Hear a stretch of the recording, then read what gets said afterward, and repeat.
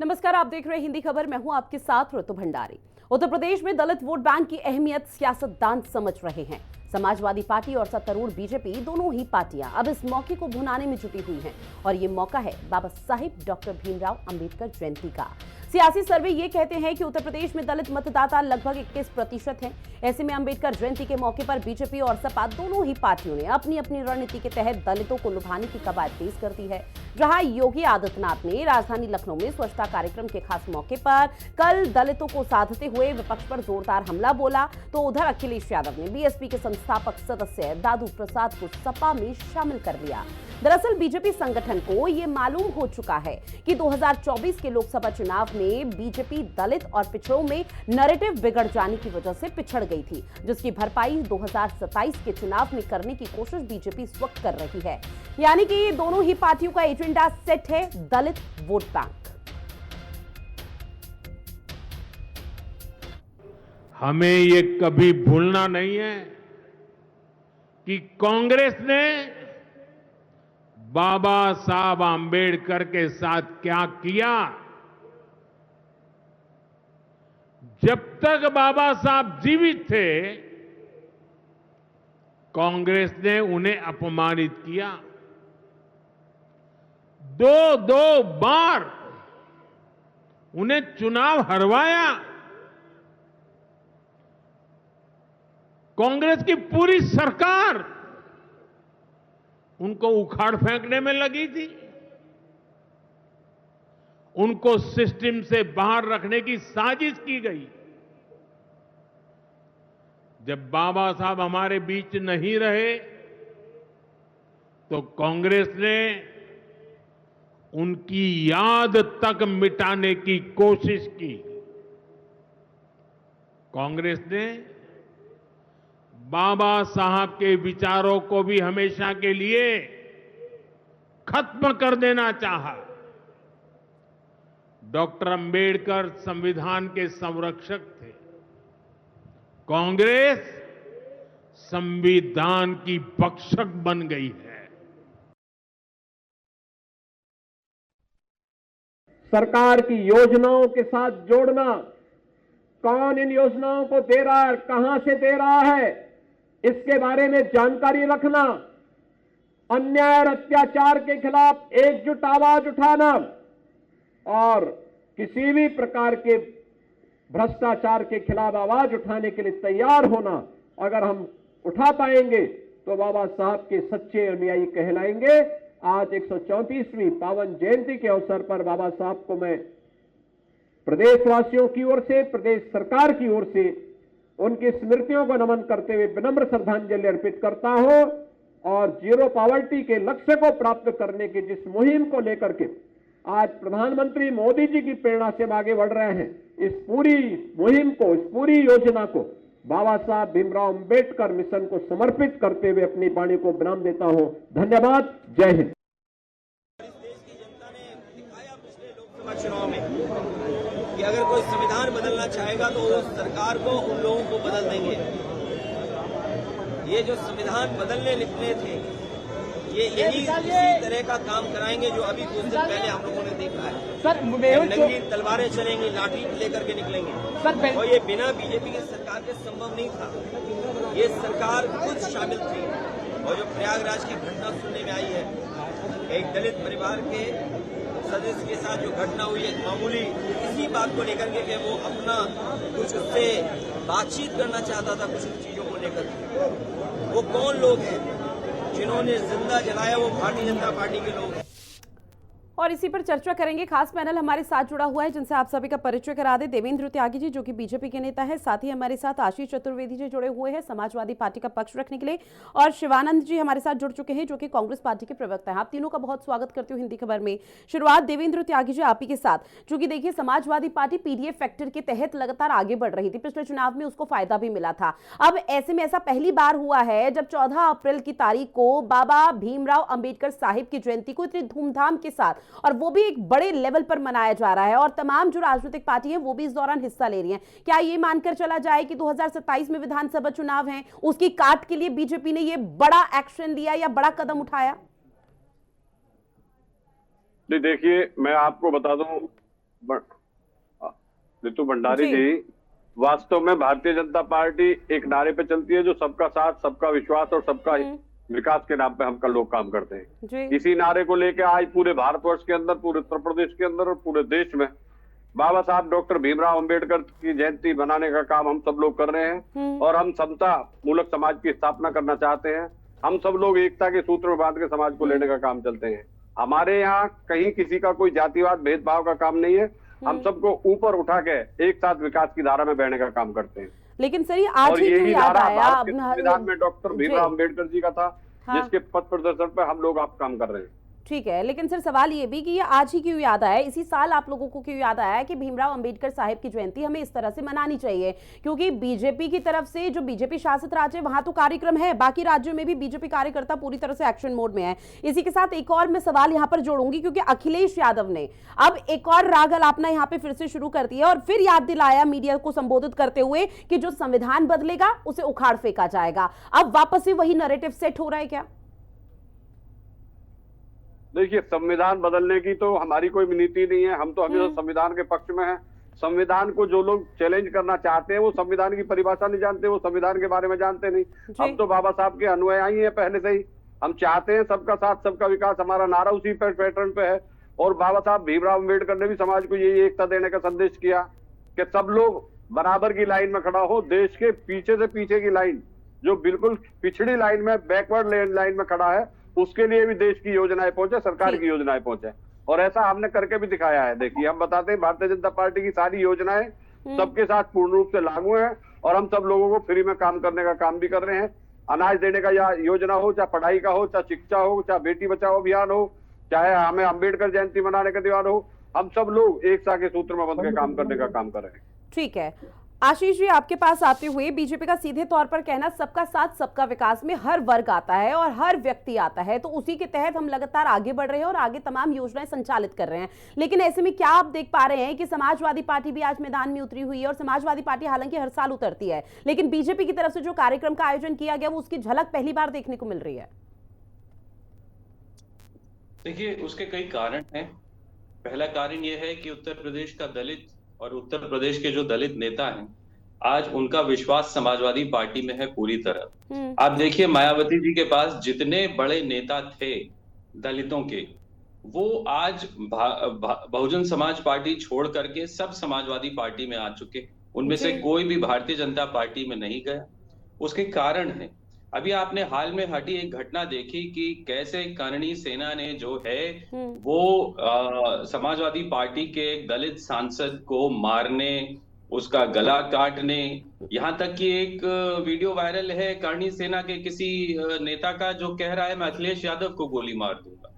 तो जब जनता उत्तर प्रदेश की देख रही है कि टीवी के सामने आके ये लोग ऐसी बातें कर सकते हैं, हजारों की संख्या में हथियार और तलवारें लहरा सकते हैं, और जिसको पूरा संरक्षण मिला हुआ है भारतीय जनता पार्टी द्वारा, तो लोग कहीं ना कहीं, चाहे वो दलित हो या अन्य हो, वो देख रहे हैं कि इस तरीके का चलन, ये जो तालिबानी जो परंपरा है हथियार और तलवारें लहराने की, ये एक सभ्य समाज में नहीं चल सकती। और इसको ढकने के लिए, इस पे पर्दा डालने के लिए आप भारतीय जनता पार्टी का आयोजन देख रहे थे। और मैंने एक बड़ी दिलचस्प चीज भी देखी सोशल मीडिया पे कि 2 तस्वीरें चलाई गई कि जब योगी जी अंबेडकर जी की मूर्ति पे माल्यार्पण करने आए तब वहां कितने लोग थे, और जब अखिलेश जी वहां आए तो किस तरीके का हुजूम उमड़ा हुआ था। 2 घंटे का फर्क है। दोनों लोग जब वहां हजरतगंज में लखनऊ में आते हैं माल्यार्पण करने, तो कहीं ना कहीं तस्वीरें खुद सच्चाई को बयां कर रही हैं। उनको किसी की जुबान की जरूरत नहीं है, सच्चाई खुद ब खुद सामने आ रही है। और 27 में होने वाले संग्राम और उसके नतीजे को आज ही आप देख सकते हैं। ठीक है सर, ऐसे में शिवानंद जी आपके पास आते हुए, और जिस तरह की तस्वीरें सुबह से सामने आ रही है हर राजनीतिक पार्टी की तरफ से, ऐसे में क्या लग रहा है कि उत्तर प्रदेश की सियासत में आखिर अंबेडकर इतनी छाई क्यों है इस बार? लुतु जी, 2027 में मैं आपसे टीवी के माध्यम से डिबेट से पहला मैं संविधान का नमन करता हूँ। संविधान सम्मान और सम्मान दिया है। आज जो भी मैं हूँ संविधान के वजह से हूँ। कांग्रेस पार्टी इंडिया गठबंधन संविधान के साथ ही चलेगा। और संविधान ये लोग बीजेपी आरएसएस बदलना चाहते हैं, संविधान कभी नहीं बदले दूंगा। जिस दिन संविधान को हाथ लगाएगा उस दिन जल जाएगा, उस दिन बीजेपी उखाड़ के फेंक देंगे हम। Number one.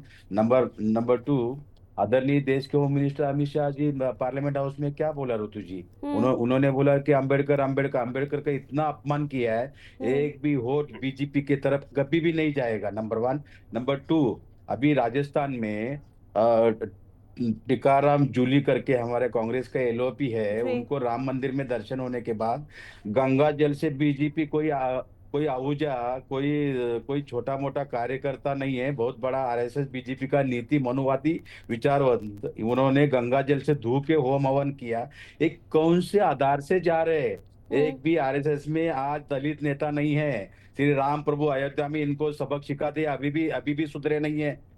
इतना बड़ा अयोध्या में राम प्रभु का उन्होंने उद्घाटन किया, उधर रामनाथ कोविंद साहब को नहीं बुलाया, अभी जो राष्ट्रपति जी मुर्मू जी को नहीं बुलाया, उन्होंने अपमान किया दलितों को, पिछड़ों को, एससी एसटी ओबीसी। हमेशा तुष्टिकरण करना, धर्म में राजनीति करना।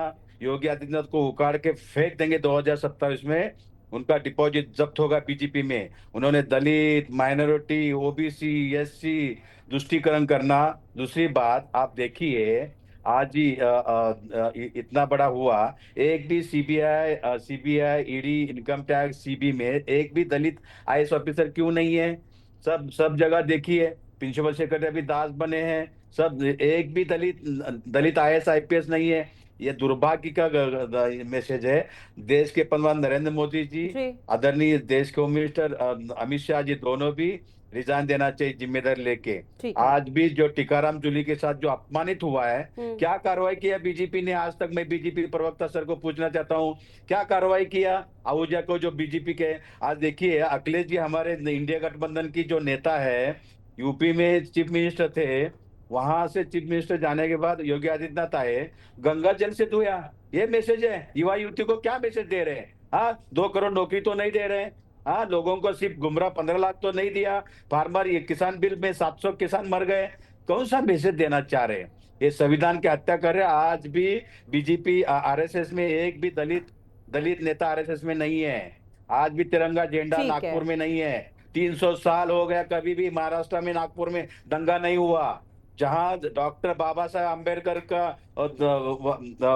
उधर कर्म भूमि में इन्होंने जिस तरह से दंगा करके मैसेज क्या देना चाहते युवा युवतियों को? इन्होंने दलित, माइनॉरिटी डराना, धमकाना, CBI, ED, income tax misuse करना, हमेशा यही कूटनीति आरएसएस बीजेपी कर रहे हैं। देश के प्रधानमंत्री नरेंद्र मोदी जी के सामने इन्होंने संविधान बदलने की बात किया। वक्फ बोर्ड के 2013 में खुद यूपीए गवर्नमेंट था, डॉक्टर मनमोहन सिंह नेतृत्व में, हमारा नेता यूपीए चेयरमैन सोनिया गांधी के नेतृत्व में यही बीजेपी वाले ने सपोर्ट किया था 2013 में। ऐसा कौन सा इतना प्यार, इतना बड़ा ईद हुआ? कभी भी देश के प्रधानमंत्री नरेंद्र मोदी जी, अमित शाह जी या मोहन भागवत जी कभी भी उनको शुभकामना भी नहीं दिया। कौन सा मैसेज युवा युवती को देना चाहते हैं? नंबर 1। नंबर 2, इन्होंने अपमानित करना, हमेशा दलित लोगों के, दलित हो, माइनॉरिटी हो, एससी एसटी, हमेशा धर्म के नाम पे झगड़ा करना। कभी भी इनके बारे में मनुवादी आज भी इस तरह से राजस्थान में हुआ, मैं निंदा करता हूँ। दूसरी बात, मैं आज डॉक्टर बाबा साहब अम्बेडकर संविधान के वजह से मैं यहाँ बैठा हूँ ऋतु जी। दूसरी बात, आज इतना बड़े बात करते नरेंद्र मोदी जी, कहीं भी गए डॉक्टर बाबा साहब अम्बेडकर जी का नाम लेते हैं, उनका नाम लेने का भी उनका औकात नहीं है। क्यों बोलता हूँ? क्योंकि उन्होंने ऐसा कौन सा काम किया सभी 10 साल में, बताइए। हमेशा CBI, ED, income tax misuse करना, मीडिया मैनेज करना। मैं मीडिया को मैं एलिगेशन नहीं कर रहा हूँ, मैं श्रेय दे रहा हूँ। मीडिया में आज देखिए, हमारा नेता राहुल गांधी जी, मेरी माँ सोनिया गांधी जी, इनका अपमानित करना। हाँ, मेरे पास भी कुछ न्यूज आया है, नोएडा में सेक्टर नंबर 17 या 18 में वहां एक फेक नियरिटी बना के कांग्रेस के जितना लीडर टॉप के, उनको दलित हो, माइनॉरिटी हो, हमारे नेता राहुल गांधी जी हो, डॉक्टर मनमोहन सिंह साहब हो या मेरी माँ सोनिया गांधी जी के बारे में इस लोगों ने गलत मैसेज लोगों में हमारे नेता राहुल गांधी जी के नाम पे गलत लिखना, ट्वीट करना, जिस तरह से स्ट्रैटेजी बनाया, मतलब संविधान इसको का कभी ना उल्लंघन किया कभी जा रहा है, ये हम कांग्रेस जब पार्टी का सत्ते कहना है। पे ठीक है आएंगे, सर, तभी संविधान ठीक के है। माध्यम से ऐसा कार्रवाई करूंगा। आप देखिए, कांग्रेस इंडिया गठबंधन जब सत्ते पे आएंगे, जिस तरह से इन्होंने मिसयूज कर रहे हैं आज भी, अच्छी बात नहीं है। आज ठीक है देखिए, सर, हमारे साथ राजकुमार इतना सिंघाल लोगों जी भी में जुड़ चुके हैं, जो कि इतना- राजनीतिक विश्लेषक है। सर, आपका भी बहुत स्वागत करती हूँ हिंदी खबर में। लेकिन शिवानंद जी आवाज पहुंच रही है तकलीफ सर। देना, शिवानंद जी उनके आवाज ऊपर पहुंच रही पुलिस है केस सर। करना। शिवानंद जी, एक और छोटा सा रिएक्शन लूंगी जी। और मैं आपसे जी, विनम्र ऋतु निवेदन जी। करती हूँ सर, कम शब्दों में अपनी बात रखिएगा। आपने चूंकि जिक्र किया कि संविधान को बदल दिया जाएगा, ये किसने कहा संविधान को बदल दिया जाएगा? हालांकि पिछले जब उत्तर प्रदेश में चुनाव हुए थे, पार्लियामेंट हाउस में, सर एक सेकंड, पार्लियामेंट हाउस में, और हाँ। मोहन भागवत जी ने खुद बोला है, नरेंद्र लेकिन मोदी सर जी केंद्रीय देश के गृह प्रधान मंत्री नरेंद्र अमित मोदी जी शाह बोले की हैं। तरफ आप से, देखिए, प्रधानमंत्री नरेंद्र मोदी की तरफ से ये भी तो कहा गया ना कि जब तक हम नहीं बोलते तब तक संविधान के साथ छेड़छाड़ हो ही नहीं सकती। और ऐसे में बाकी बीजेपी का चाहे छोटा मोटा कार्यकर्ता भी बोले, उससे फर्क तो पड़ेगा नहीं। हेगड़े जी ने कर्नाटक में हाँ। खुद बोला है 400 पार संविधान बदलेंगे। ऋतु जी क्या बात कर रहे हैं? देखिए, खुद बीजेपी का member of parliament, BJP RSS का जिधर गढ़ है, उन्होंने खुद बोल रहे हैं। बेंगलुरु में अभी जो हुआ है, आज राष्ट्रीय अध्यक्ष क्यों नहीं बन रहे हैं? ठीक है सर। सर, एक छोटा सा उदाहरण ये है कि देवेंद्र त्यागी जी अगर यहाँ पर बैठकर ये बोल दे कि भाई हम संविधान बदल देंगे, तो संविधान तो देवेंद्र त्यागी नहीं बदल पाएंगे। देवेंद्र त्यागी जी के हाथ में तो नहीं है संविधान बदलना, जब तक आला नेता कुछ नहीं कहते। ठीक है, मैं लौटूंगी। राजकुमार सिंघाल जी, आज देश भर से अलग अलग तरह की तस्वीरें सामने आ रही है, क्योंकि 135वीं डॉक्टर भीमराव अंबेडकर जी की जयंती मनाई जा रही है। व्यापक स्तर पर कार्यक्रमों का आयोजन किया गया है, लेकिन जब बात वोट बैंक की आती है तो दलित वोट बैंक को हर कोई साधना चाहता है। ऐसे में आपकी नजर में क्या लग रहा है कि दलित वोट बैंक को साधने के लिए कौन सी पार्टी क्या रणनीति बना रही है? भंडारी जी, सबसे बड़ी बात यह है कि चुनाव आते हैं और चुनावों में दलितों को सबसे ज्यादा पूछा जाता है। अब ये चुनाव तो अभी है नहीं, पता नहीं 14 अप्रैल की वजह से पूछा जा रहा हो। भाई ये देख लीजिए, उत्तर प्रदेश में 75 जिले हैं और 75 जिलों की स्थिति क्या है। अभी प्रयागराज में कल की घटना है, खेत में ले जाने के बोझा उठाने के लिए उसको लेके गए और उसको जिंदा जला दिया। अरे भाई, सबसे बड़ी बात ये दलितों के साथ अत्याचार हो रहा है और संविधान की बात करते हैं, उसी संविधान की सौगंध खाते हैं, उसी संविधान का उल्लंघन करते हैं। तो दलित तो ऐसा हो गया, मंदिर का जैसा घंटा हो गया, कोई भी बजा के चला जाता पार्टी का आदमी। अरे भाई, ये तो देखिए उसे कि दलितों को आप सरकार में बैठे, सरकार उसकी तैसी नहीं होगी तो कौन तैसी होगा? विपक्ष तो नहीं करेगा कोई भी काम। तो मेरे कहने का मतलब है, मोदी जी को, योगी जी को जब रूलिंग पार्टी में बैठे हैं, सरकार चला रहे हैं, तो रक्षा कौन करेगा इनकी? अब सबसे बड़ी बात है संविधान, जब हमारे संविधान से देश चल रहा है तो पता नहीं कौन कौन सा संविधान अलग से ले आते हैं, कौन से रूलिंग ले आते हैं। ये भाई, दलितों के लिए आप एक चीज देखिए कि आप अभी पार्टी की बात कर रहे हैं, सबसे ज्यादा मैं 2 महीने में देख रहा हूं, सबसे ज्यादा उत्तर प्रदेश में अत्याचार दलितों पर हुआ है।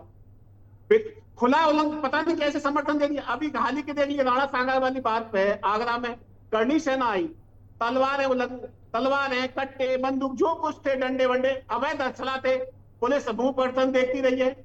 अब पुलिस ने, अब ये क्या नाम है, ओकेंद्र राणा यहाँ वांटेड है और मंच पे आता है, चला जाता है और पुलिस देखती रहती है। और बाद में पूछो तो क्या कहते हैं कि भाई 100 टीमें लगी हुई उसे पकड़ने के लिए।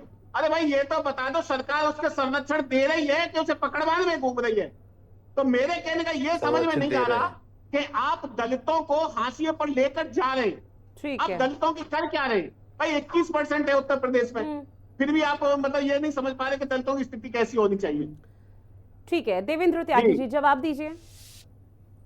जी बिल्कुल, मैं अभी एक्सेप्ट करता हूं मैं इस बात के लिए कि वास्तव में पूर्ववर्ती सरकारों ने हमेशा दलितों का अपमान करने का ही काम किया है। डॉक्टर भीमराव अंबेडकर जी को सम्मान देने का काम उन लोगों ने नहीं किया।